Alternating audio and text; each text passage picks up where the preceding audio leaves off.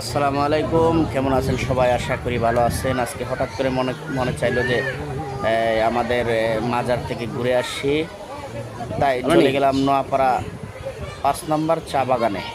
ওইখানে গিয়ে দেখি মানুষ, আজকে বৃহস্পতিবার, প্রচুর মানুষ জমছে। প্রতি বৃহস্পতিবারে এখানে অনেক মানুষ আসে, বিভিন্ন জেলার থেকে, বিভিন্ন থানা থেকে ওইখানে আসে মানুষ।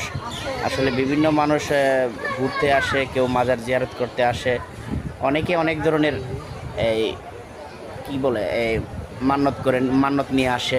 এই যে সিন্নি দিছে, সিন্নি তবরকগুলা গাছে পশু পাখিরে দিছে, বিভিন্ন ধরনের পশু পাখিগুলো ওইগুলো খাইতেছে।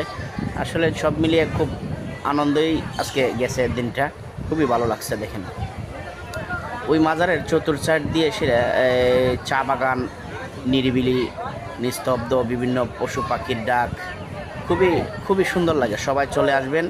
ওই এই মাজার হলো আমাদের হবিগঞ্জ জেলা মাধবপুর থানা নোয়াপাড়া চা বাগান, 5 নম্বর চা বাগানে। ওইখানে আপনারা আসবেন, দেখবেন মনোমুগ্ধকর পরিবেশ। চতুর সাইডে দেখবেন মানুষ বিভিন্ন ধরনের এই যে সিন্নি সালাদ দিতেছে, কেউ খাইতেছে, কেউ নিতেছে, বিভিন্ন ধরনের। খুবই ভালো লাগলো। ধন্যবাদ সকলকে।